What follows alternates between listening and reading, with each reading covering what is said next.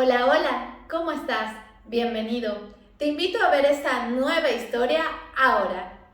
La historia de Paul es la de un thriller, aunque se le ocurriera al tipo más corriente, un habitante de la metrópoli. Mientras la serie de acontecimientos se arremolinaba en un frenético torbellino, no tuve tiempo de pensar en el destino ni en los juicios. Solo trató de seguir vivo. Pero resultó que sobrevivir no es lo más importante, pero seguir siendo un hombre con mayúsculas es una tarea que no todo el mundo puede hacer. Paul nació y creció en un gran centro regional, era atractivo e inteligente y tenía éxito. Se graduó con honores en el instituto y luego en la universidad. Le auguraba una carrera vertiginosa y él sonreía. Aceptaba todos los regalos de la fortuna. Le decían el favorito de las chicas. Y Paul no lo negaba. Numerosos rumores. Poco sabía, sin embargo, que era un hombre de una sola mujer y que, a pesar de sus muchas, la única que buscaba era la única que le sonriera a la hermosa mitad de la humanidad. Y la conoció en el vestíbulo del centro de negocios, donde Paul hacía sus prácticas. Se llamaba Marina. Era una belleza de piernas largas y una sonrisa deslumbrante, una mata de pelo castaño y una figura despampanante. Por supuesto, una chica así es difícil de que pase desapercibida, y con su aparición en la oficina se han adelantado todos los hombres libres e incluso los no libres. Coqueteaban hábilmente con todo el mundo, sonriendo, riendo con bromas, manteniendo la conversación sin ignorar a nadie. Esa era su magia, pero el destino quiso que fuera Paul quien consiguiera derretir su corazón. Pronto se corrió la voz por el centro de negocios que Marina y Paul se habían convertido en pareja. Ahora Marina y Paul venían a trabajar de la mano. Lo que decía ser la joven pareja no era, y lo verdadero se vio después. Pero resultó que era solo el poder del dinero quien reinaba en esa relación. Marina empezó a insinuar cada vez más a menudo que quería regalos caros, haciendo pucheros si Paul le contestaba bromeando, incapaz de acceder a sus exigencias, todo ello mientras con más frecuencias sus ojos se sentían atraídos por los caros coches extranjeros. Paul comprendió que una belleza así necesitaba condiciones especiales y no estaba dispuesto a darlo todo. Por ahora, solo era aprendiz. Aunque estaba recibiendo el salario, no era insignificante, pero tenía que trabajar durante varios años para llegar al nivel que Marina necesitaba. Un día, un trueno retumbó en la mitad del día. Marina saltó del despacho del jefe con el pelo desordenado y la cara sonrojada. Paul la miró, ahuyentado por las imágenes espeluznantes. Marina, ¿qué estás? ¿Lo has hecho tú?, preguntó con cautela.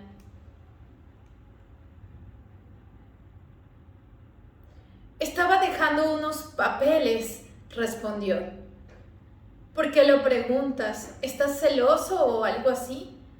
Paul sonrió e intentó pasar de largo todo lo que había visto, pero ella dijo que tenía prisa y se marchó corriendo escaleras abajo. A partir de ese momento, Paul no pudo encontrar la paz. Era lo bastante mayor como para darse cuenta de que su novia ya no estaba con él. Y ese pensamiento lo volvía loco. La cosa empeoró. Corrió por la oficina rumores de que Marina tenía una aventura con el jefe y Paul ardía de vergüenza. Un día no pudo soportarlo y decidió averiguarlo por sí mismo. Cuando abrió la puerta de su despacho, en el escritorio estaba sentado el jefe y frente a él, sobre la mesa, Marina, con una blusa desabrochada y una falda corta que le resaltaba sus hermosas piernas. Paul vio cómo se le desplomaba el cielo. Saltó de la oficina y bajó corriendo las escaleras, y al salir de la habitación por los aires, las lágrimas brotaron de sus ojos. Nunca se vio en el trabajo. Paul dejó el trabajo y por primera vez en su vida cogió la botella. Hubo un periodo oscuro en la vida de Paul que nunca le gustaba recordar. Esa fue su perdición, su fondo. Nunca pensó que todo lo que estaba construyendo se le iría en cuestión de segundos, se arruinaría por una trama de triángulo amoroso tan trivial. Un día Paul se despertó en la estación de tren. No recordaba cómo había llegado hasta allí, pero cuando abrió los ojos, vio al lado de él un niñito sentado de piel oscura, derramando amargas lágrimas. El chiquillo estaba sentado con ropa limpia y pulcra, manchándose las mejillas de lágrimas. «¡Hola!», gritó Paul, aquejando un terrible dolor de cabeza. «¿Por qué lloras?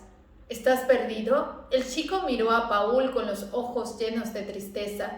«Venga, vamos, hijo». Paul le tendió la mano.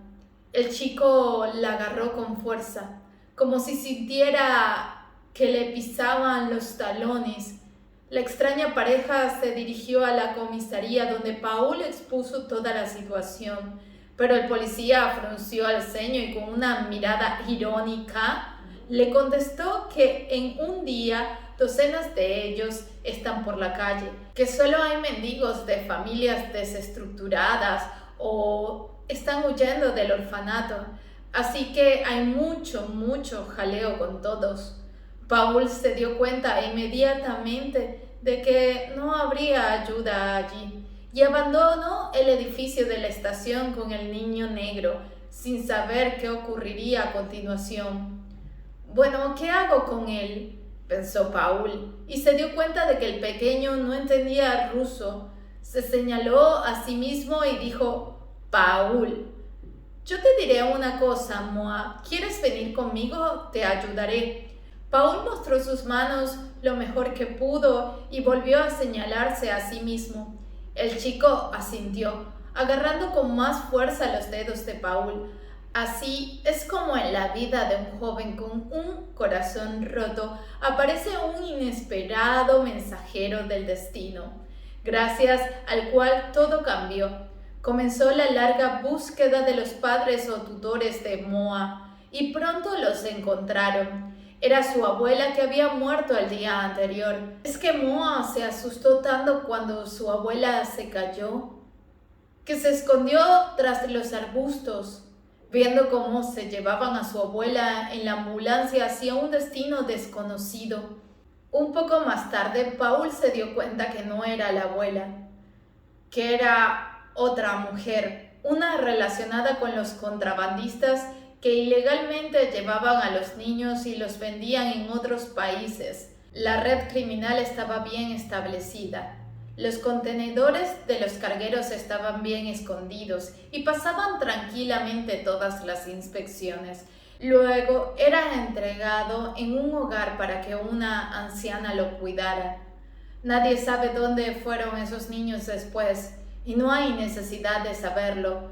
El dinero se recibe. El pedido se cumple. Los fines están bien recaudados. Nadie los buscará. Lo más probable es que a Moa le esperara un destino horrible, que da miedo de pensarlo, pero por lo visto tenía un ángel de la guarda muy bueno. El destino decidió otra cosa, y ahora el bebé se quedó solo en un país extraño. La policía ayudó a Paul a tramitar la petición de las embajadas de los países africanos. Una semana más tarde, a Paul le sonrió la fortuna. La audición en el teléfono era mala, y el hombre, con un acento claramente fuerte, dijo: «Dime, Paul, ¿Tiene el niño una cicatriz en la mano derecha en forma de 3 puntos? Paul le respondió que sí. Un hombre del otro lado de la tierra exclamó con alegría: ¡Claro, es Moa! ¡Gracias a Dios que está vivo! Aún no sé cómo llevarlo a casa, pero intentaré resolver el asunto a través de la Cruz Roja. Paul también se alegró y aseguró al interlocutor que el chico estaba bien. Ahora se trataba de llevar a Moa a casa, y fue como si encendieran una luz en la cabeza de Paul. Se dio cuenta que aquel chico estaba allí por una razón, que había aparecido en su vida, que había llegado el momento de pensar no en sí mismo y en su amor perdido, sino en el futuro. Paul estaba decidido por todos los medios a llevar a Moa a casa y devolvérselo a sus padres. Durante varias semanas, Paul reunió documentos. Afortunadamente, tuvo ayuda en la embajada. La embajada estaba sorprendida de cómo un hombre de repente se ofrece de voluntario para llevar a un niño a miles de kilómetros de distancia para devolverlo a su familia. Moa se quedó con Paul en casa y durante ese tiempo se hicieron amigos. Aunque no entendían el idioma del otro, era evidente que el niño procedía de un lugar muy alejado de la civilización, pues se quedaba perplejo ante todo lo que había en el apartamento de Paul. Recorría el apartamento con gran asombro y se quedaba largo rato mirando por las ventanas, donde soplaba el viento y la lluvia caía por cristales sin penetrar. Y así llegó el día de la partida. Moa se agarró con fuerza de la mano de Paul, y ellos, tras pasar por la terminal, se dirigieron al avión. Moa temblaba como una hoja de otoño al viento, pero aguantaba como podía. Se notaba que estaba asustado, pero Paul lo abrazó con fuerza y lo tranquilizó, hablándole como un bebé. Fue un vuelo largo, pero Moa se emocionó al ver cómo el avión se elevaba en el cielo y se elevaba por encima de las nubes. Paul miró a aquel niño con las nubes flotando bajo ellos y se preguntó cómo había cambiado su vida. Tal vez su propósito no estaba en la forma que vivía, sino en otra cosa, más que marina, que le rompió el corazón y contribuyó así a su cambio de vida. Paul sonrió y se sumergió en el vuelo alrededor del mundo. África era el sueño de todo niño. La selva, los feroces nativos, animales salvajes, desiertos interminables y ríos caudalosos, repletos de cocodrilos. Todas estas cosas brillaban en el cerebro de Paul en un caleidoscopio brillante y colorido. Ni siquiera podía creer que su sueño de infancia se hubiera cumplido. Cuando Paul aterrizó al principio, no se dio cuenta de que ya estaba en África, porque el aeropuerto no se parecía nada a los de su país. Pero mereció la pena llegar a la ciudad, coger los billetes de autobús y conducir unas decenas de kilómetros, pues los ojos abiertos de par en par ya no querían cerrarse. África parecía muy diferente, brillante, colorida, llena de vida. No había la suave mecánica, el zumbido de los sonidos a los que Paul estaba acostumbrado en la metrópoli. Había un bullicio de voces entretejidas de miles y miles de personas, los gritos de los animales, el sonido de los rinocerontes y el griterío innecesario de los llamadores que ofrecían a los turistas sus mercancías. Paul sonrió involuntariamente a ver cómo Mao se iluminaba y se le iluminaban sus ojos al oír las voces de los nativos. También sonreía ante los cambios de su vida. Su pasado parecía tan lejano que incluso la primera vez que estuvo en medio de la noche, solo estaba en medio de la noche. Y la segunda vez que estuvo en medio de la noche, simplemente estaba en medio de la noche. Era el total presente.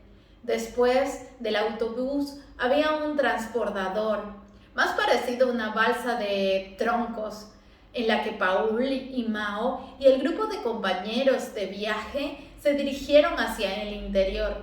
Poco a poco la gente fue desembarcando y devolviéndose en los asentamientos más cercanos. Ahora las turbias aguas del río arrastraban la balsa entre la cercana jungla que se alzaba sobre la gentecilla con una inexorable oleada de vida. La selva gritaba, chillaba, chirriaba y gorgojeaba.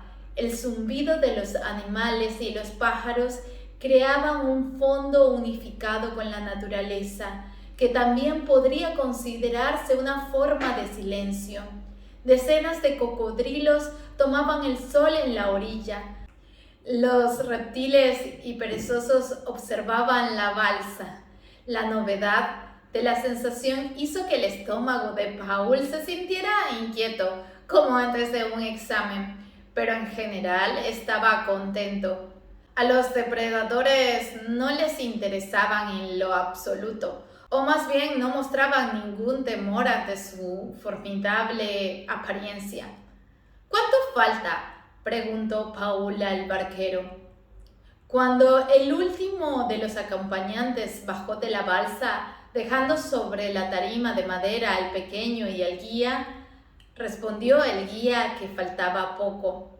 En la aldea de Mao no era visible el río. Primero había que nadar, luego una larga caminata. Una hora después, esta conversación ya era algo que estaba en el olvido. El conductor empezó de repente a comportarse con ansiedad, sin dejar de mirar hacia la densa espesura de la selva.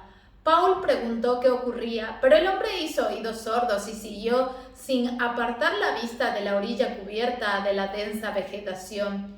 Y escuchando los sonidos de la selva, solo ahora Paul se dio cuenta de los gritos de los pájaros, que se habían apagado, como si presintieran que algo estaba ocurriendo en la selva. Y entonces ocurrió algo que conmocionó y se asustó Paul. El guía giró la cabeza y repentinamente hacia la derecha empezó a indicarle a Paul que bajara de la balsa. Era evidente que estaba visiblemente nervioso.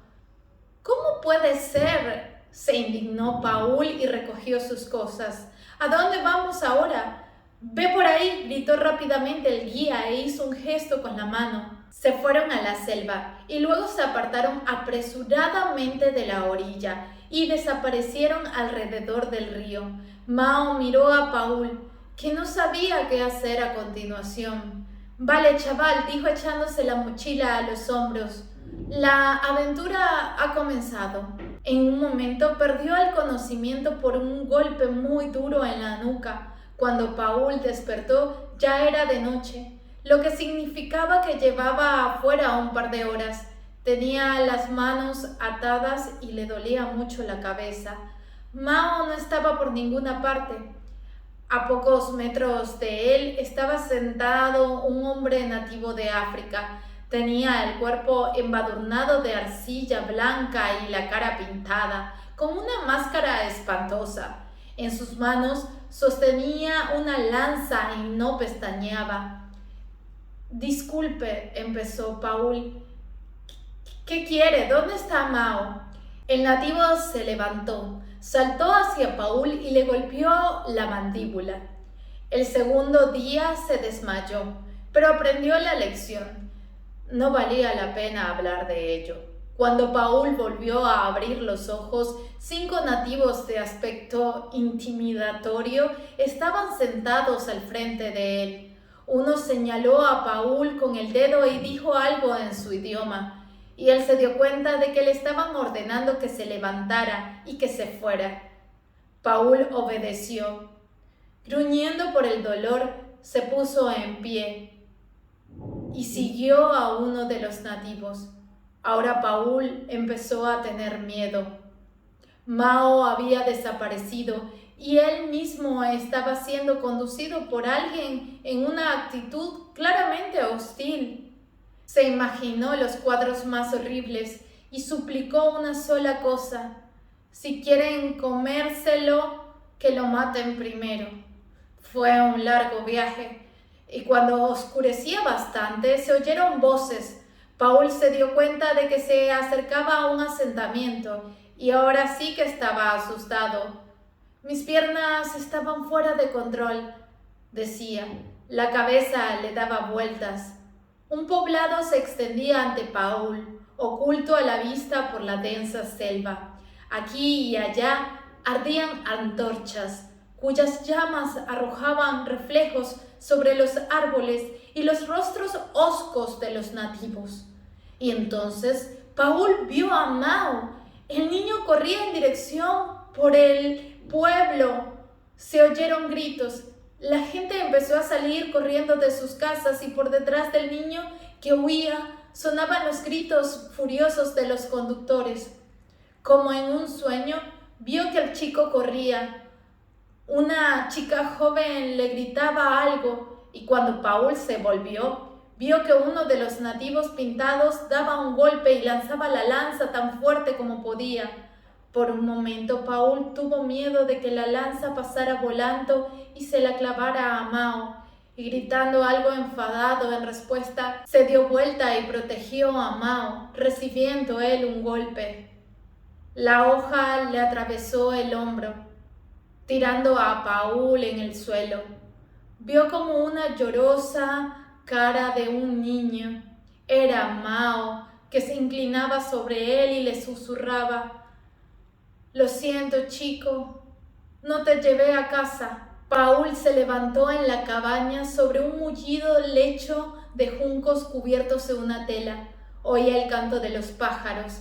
El sol brillaba a través de las ventanas sin cristales y por un segundo pensó que estaba en algún lugar del campo. Tenía el hombro tirante por unos retazos de tela y por él se filtraba sangre. Probablemente era de mañana, lo que significaba que llevaba inconsciente al menos 10 horas. Entonces recordó los acontecimientos de ayer y se puso a llorar y a sudar. Paul vio la puerta entreabierta. Cuando Mao se asomó por la rendija, se le tiró al cuello de repente, chillando alegremente. Paul se retorció del dolor. Entonces Mao salió corriendo de la cabaña y empezó a gritar algo en su idioma. Se oyeron voces desde todas partes. Eran muchos y entre ellos estaban sus guías de ayer. Uno de ellos se acercó, se arrodilló, se inclinó y le tendió la lanza. Paul lo miró estupefacto, sin comprender lo que ocurría. A él, Mao, sonriendo con todos sus dientes blancos como una nieve, se acercó corriendo. Lo cogió de la mano y lo miró a los ojos. De entre la multitud salió una chica joven y muy guapa. Un anciano y un hombre barbudo le abrazó y no lo soltó durante algún tiempo. «Ella te da las gracias», dijo el hombre. «Tú salvaste a su hijo y ella es la hija del jefe», señaló el anciano. Paul, sin entender nada, se inclinó a modo de saludo por si acaso. «Me llamo Semba», se presentó el hombre. «Soy médico. Estudié mucho tiempo en Rusia y una vez cada 6 meses vengo aquí a ayudar a los lugareños. Nuestro encuentro fue una ocasión feliz». «¿Por qué me atacaron?», preguntó perplejo Paul. «Ah, bueno, vaya situación. Nuestros exploradores te vieron en la balsa y te confundieron con un secuestrador que robó a otro niño. Hemos tenido muchos niños desaparecidos últimamente. Cuando te abalanzaste sobre Mao pensaron que querías hacerle daño, pero el jefe te vio cubriendo el pecho de Mao y derramó lágrimas de gratitud al cielo toda la noche porque había sobrevivido. Así que enhorabuena, eres un héroe. Y eso aquí se valora por encima de todo». El jefe se acercó, miró a Paul a los ojos y se puso a llorar. «Vaya», comentó, «ahora eres parte de mi familia». Nunca el corazón de Paul había tenido tanta paz. Se despertó en una cabaña tranquila y confortable y se durmió al apagarse el fuego. Pasó todo el día con Mao y su madre, que más bien parecía su hermana. Era una chica preciosa llamada Nedaya. El padre de Mao murió casi inmediatamente después de su nacimiento, así que el niño no conoció a su padre en lo absoluto, pero no soltó la mano de Paul, encontrando por fin lo que le faltaba. Nedaya estaba allí todo el tiempo, enseñando a Paul su idioma y llevándole de excursión por la zona. Paul nunca imaginó que la selva pudiera ser tan hermosa. Cascadas y plantas impresionantes, lagos de agua cristalina y una vida sencilla. Sin darse cuenta, nuestro héroe se dio cuenta de repente que el chico enviado por el destino lo había traído hasta allí, en ese mismo lugar, para darle una nueva vida. En una vida pasada definitivamente vivía aquí, pensó Paul para sí. A veces creía reconocer los lugares a los que lo había llevado la chica. ¿Aquel puente de mimbres sobre el río estaba allí o lo había soñado? Cogió la mano de Nedaya, la miró a los ojos y lentamente, tirando de él hacia sí, la besó. Paul comprendió por fin lo que era la felicidad. Estaba en las pequeñas cosas, en los sentimientos, en las cosas simples y tranquilas de la vida. Aquí todo era honesto. Las palabras pronunciadas denotaban con precisión el significado y no llevaban ninguna implicación, distorsión o engaño. Paul fácilmente fue absorbido en la vida de la tribu. La civilización gradualmente descendió de él como la piel de una serpiente. Estaba aprendiendo a vivir como vive esta gente, y le resultaba fácil hacerlo. 6 meses después regresó a su hogar. La historia de que salvó a un niño negro del destino terrible y lo devolvió a su familia saltó a las noticias, a los periodistas que le esperaban en el aeropuerto. Paul, ¿puedes decirnos unas palabras antes de que te vayas?, preguntó la joven periodista mirándolo con la cámara fijamente. Dinos, ¿cómo te sientes? ¿Cómo se siente al respecto de África en general? ¿Cómo sucedió que te convirtieras en un héroe? En el vestíbulo de la oficina donde trabajaba Paul, la gente quedó paralizada mirando la pantalla de un enorme televisor. Por todas partes se oían gritos. ¡Mira, mira! Ahí está nuestro Paul en la tele. No soy un héroe. Llegó la voz de Paul desde la pantalla. Más bien el héroe es Mao, que no solo pudo soportar todas las pruebas, sino que también me ayudó a encontrarme a mí mismo. Encontré mi camino y estoy agradecido a todos los que me empujaron a esta nueva aventura. ¿A quién se refiere?, preguntó la periodista. Ella lo sabe, respondió Paul, y no diré su nombre. ¿Y qué piensas hacer después? Quizás puedas venir a nuestro estudio para contar todo lo que te ha pasado. No, gracias. No tardaré mucho aquí. Vuelvo a África. ¿Por qué? ¿Qué te espera allí? Paul sonrió y dijo: mi familia.